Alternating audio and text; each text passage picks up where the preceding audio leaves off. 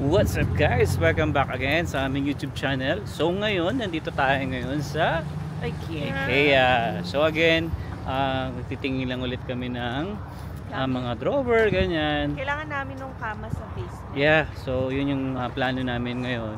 Pero kasi si Emma, hindi guys mapakali. So every night, nagbabrowse siya sa website ng IKEA, Walmart, at saka sa mga iba pang website dyan. That's so, titingin the joy siya of furniture hunting. Yeah, tingin-tingin siya ng mga kama, mga cabinet, yan, mga drawer. Titingin lang. Yeah, tingin lang. Pala. So actually pala guys, kanina galing kami ng Stampede. So diretso na kami dito kasi dito na rin namin balak kumain ng for lunch namin, meatballs saka mashed potato. Alright, so samahan niyo kami guys sa aming ano bang tawag dito sa ating vlog ngayon? Furniture hunting pa rin. Again, so part 3 ba? Part 2? Part 3? Basta, hindi ko na alam. Basta yun, let's go.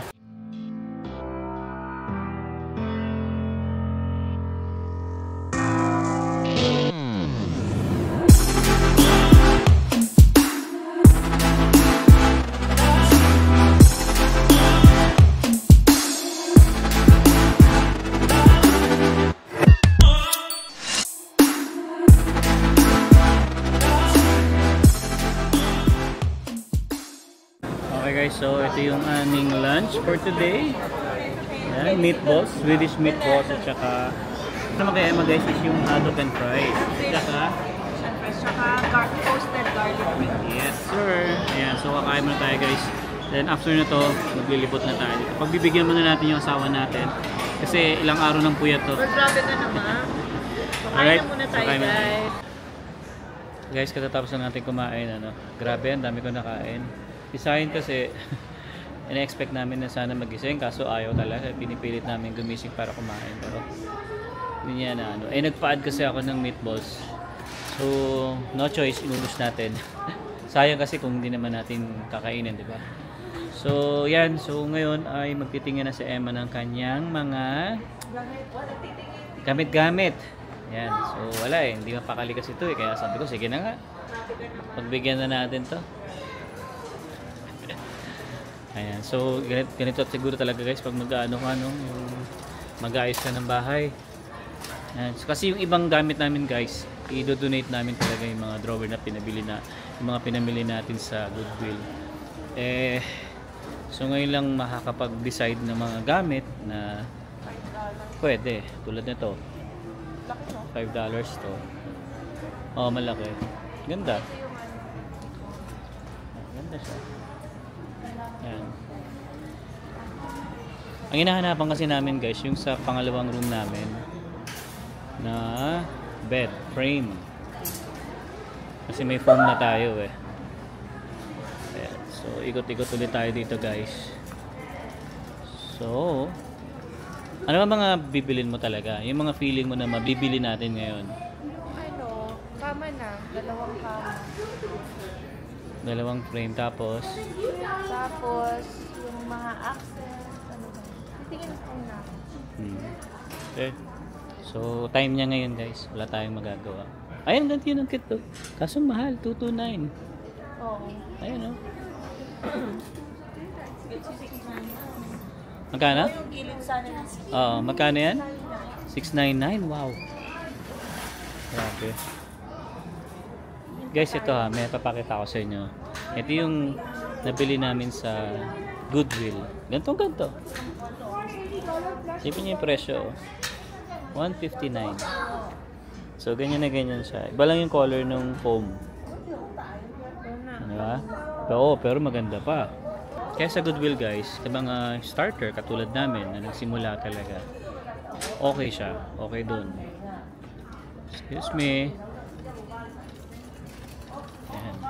So like I said, yun nga, pagdating sa mga baguhan pa lang dito sa Canada, pwede nyo i-consider yung Goodwill guys. Kasi maganda pa rin naman talaga yung mga dinodonate doon. And yeah, tulad kami, diba? Nakaraos naman. Yun nga lang, napasobra yung bili namin sa Goodwill. Which is yun yung gagawin namin ngayon. Magbabawas naman kami ngayon. Kasi hindi namin siya pwedeng iwan basta-basta guys dito sa kabilang bahay. Kasi nga, syempre ayaw din naman ng may-ari. Actually, in-offer namin sa may-ari yung yung single bed namin. Pero ayaw niya syempre. So ito, may nakita si Emma. Natin. Gilid ng... Yung sa entrance, sa may dining table. Ayun yung hinahanap mo. Kaso kasi baby, pag glass, delikado kay sayon. Yun yung iniisip ko kasi. Maganda naman siya talaga. Kundi kunin mo na lang din yung picture mo yung code.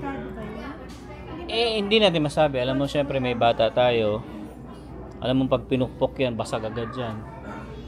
Kaya yun yung iniiwasan ko kay Zion, yung glass. Meron pa naman doon mga console na... Picture mo lang para at least kung makadecide ka. Alright. So, yan. Dito. Nasa Bukana pa lang tayo. Marami pa tayong makikita. Time niya ngayon. Wala tayong magagawa. Wala no choice Napilitan lang tayo. Hindi, joke lang.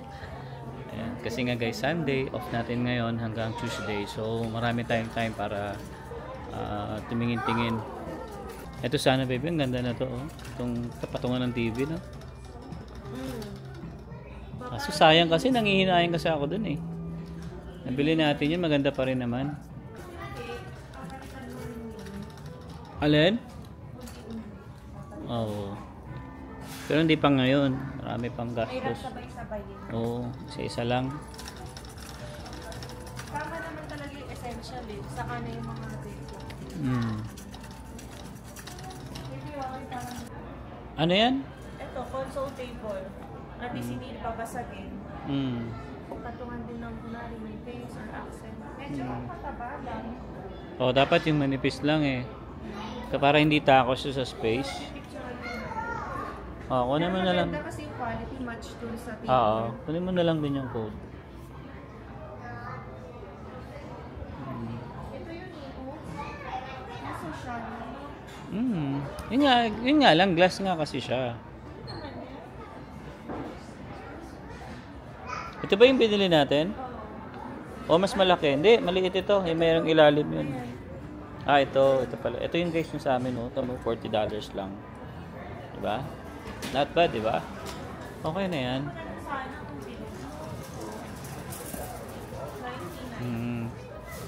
Glass nga kasi. Ito guys, may nakita si Emma. Kaso pang TV stand kasi ito. Ayan $255.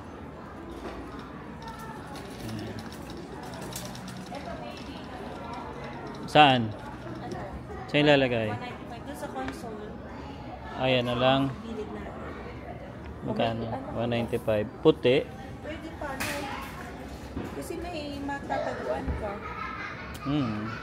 Kunin mo lang yung code. Puti talaga, hindi brown or black yung kukunin natin. Puti naman yung wall natin. Yun? Tapos magbe-base ka naman dyan magkakaroon ng kulay. So para hindi siya masikip tingnan. Diba? 200 din agad. So, maganda, okay naman.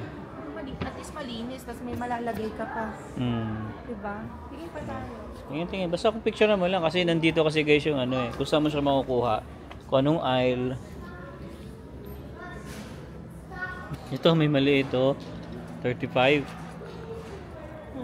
Ayan, baby, Tapang TV, no? Ito yung sinasabi ko para sa'yo.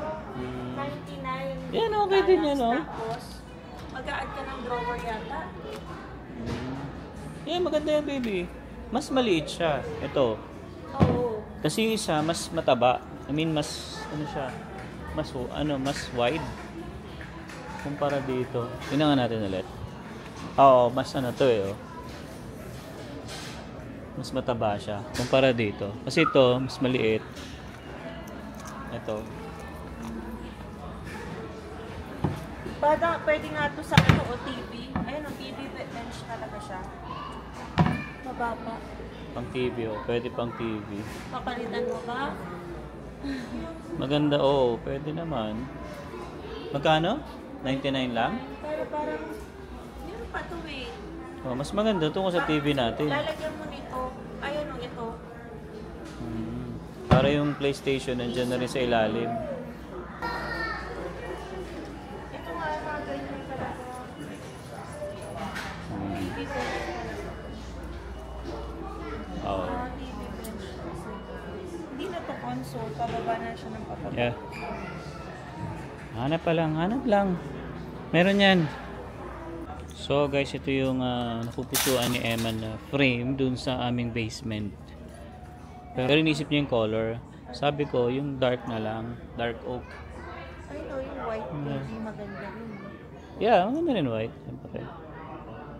Hindi pa kami Yeah, pero ito, mayroon siyang 15% off para sa bed frame. Ayan, ito siya.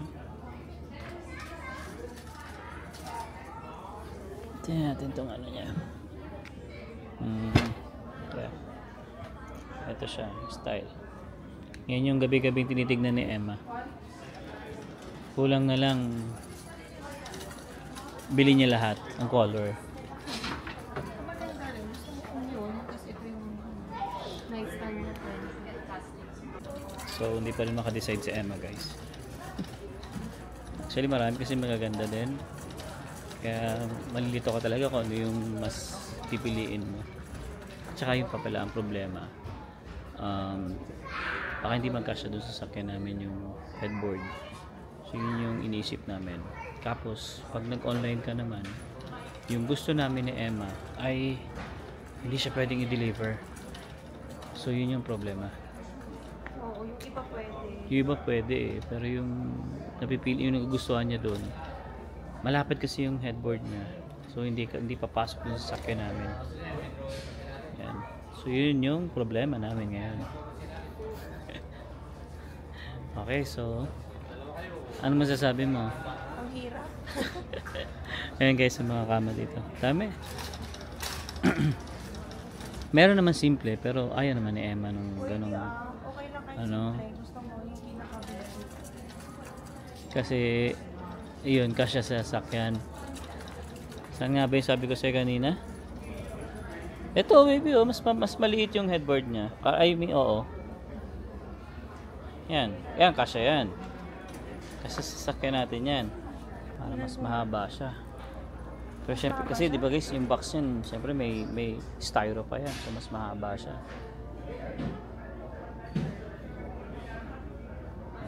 Yeah. So, yun ang problema natin ngayon, yung pagdi-deliver. Oh. May ibang gamit kasi na hindi pwedeng i-deliver. Kailangan dito mabili. Yun nga eh. Eh medyo maliit yung sakyan natin. Kung may truck sana tayo, pwede. Walang problema. Yung? Dapat sa mata, pag malayo, dapat ito black and white. Okay guys, so yun. Medyo malapit na kaming lumabas. Pero yung online namin karamihan. Yung iba, yung online namin. Especially yung bed kasi nga hindi pwedeng i-deliver. So buti na lang, nakita na Emma sa online is pwede siya i-deliver. So gusto rin natin talaga makita in person. oo nga. Yeah. Iba pa rin bang Iba pa rin syempre pag nakikita mo, di ba? Kaya isa rin yun sa reason kaya kami pumunta rito. Tapos ito pa lang yung nabibili namin. Mga konting anik-anik sa ating drawer. Ayan. So titingnan natin guys kung ano pa yung pwede naming mabili dito. For sure yung mga malalaki pang online na lang. Right. So yun. Medyo kinukulang kami ng oras ngayon kasi nga after na ito magpapamassage tayo kay Jonah. Alright, so mamaya ulit. So dito naman guys, meron kami nakitang lagayan ng sapatos yung ganito. Ayan. So marami kasi kaming medyo marami kami sapatos na Emma. Parehas kami. meron pa rin tayong orderin sa Walmart. Diba? Magkano siya? 144 yung cabinet para sa entryway. O di mga apat nga lang, tagdalawa tayo. Tatlo lang. Tatlo, sige. Kasi sa'yo ang pinakamarami. Ito guys, $10, apat na siya na ganito. Yung mga hindi nagagamit ilalagay. Oo, para naka-cover din siya. Maganda rin, tsaka matibay eh. Hindi siya madaling yung mag-deform. Ganda eh. Oo. Maganda. So para siyang 250 isa. Pwede na. Not bad. Match. Kasi ay sabi ko kay Emma, kung puti, madumihin. Pag konting sagi lang ng sapatos mo, di madumi na. So okay na lang ganyan. Malilate na tayo. Oo nga. Ayan, so mahirap pag yung marami kang lakad ngayong araw na to. Pagkakasyahin mo yung oras talaga. So meron na lang kami 10 minutes ata dito sa IKEA. Ayan guys, no, kulang na kulang talagang oras natin lalo na pag weekend. So pinagkakasya lang natin ang Stampede, ang IKEA, ang massage. Nagulat nga kami ni Emma nung nasa IKEA na kami. Sabi namin, bakit ang bilis ng oras? Parang 1 hour pa lang tayo. Nag-allot kami ng 2 hours guys sa IKEA. Kulang pa. Kulang kasi kumain pa kami. Yeah. And then syempre sa laki ng IKEA, feel mo. Sa bawat kanto, mapapahinto ka talaga eh. Oo, ubos ang oras. So, yan hopefully. Yan. Kaya nga sabi namin, unti-unti kasi grabe. Parang wala naman masyadong nabili. Lahat pa ano naman, i-online namin yung kama. Ang nabili ko lang ay natin yung sa sapatos at saka yung sa dresser ko. Oo. So, yung mga mabibigat, kasi nga tinanong ko si Alwin, gusto ko na rin kunin sana yung isa. Ay hindi daw nga kakasya. Tapos kami pa yung mahihirapan magbitbit. So at least nakita lang namin, tapos kinonfirm namin sa mga sarili namin na sige, ito yung okay para sa ganitong room. So yun. Yan. Good luck kung ano na, maging maganda ang kalabasan ng ating mga pinagbibili. Pero guys, sobrang konting-konti talaga ng gamit. So yung may mga old kaming gamit, tas unti-unti rin namin siyang i-dispose. So kapag nakabili na kami ng gamit ngayon, saka lang namin itatapon. So kapag hindi pa kami nakakabili, ayan, andyan lang siya, mag-i-stay lang yung mga lumang gamit namin. Kasi hindi naman namin alam kung kailan kami makakabili, kailan mapapalitan, or kailan makakaayos. So matagal na proseso ito. Pag nakakausap nga kami ng mga matatagal na rin dito, pinapayuhan kami, okay lang, take your time, kami nga rin ganito, ganyan. Oo, so wala namang isang pitik lang, ayos na agad yung kabahayan mo. Yan, unless you have all the funds talaga para sa lahat ng aspects, lahat ng parts ng bahay ay mabilan mo agad ng maayos at bagong gamit. Alright, so I hope nag-enjoy kayo sa ating vlog for today. Yes. Yeah, if you have any questions, you can leave your questions down below. Or any suggestion about sa bahay, sa mga pabibili natin. Yeah. Kaya nga sabi, yung mga unang nagpayo ay minimalist. Yeah. So medyo nahihirapan tayo sa minimalism. Ang daming gamit ni Alwin, ni Zion. Pero pipilitin natin yan ma-achieve. Mas marami ka rin damit ha. Alright, so yan, bago pa tayo magkasisihan, we'll see you again on the next one. Peace!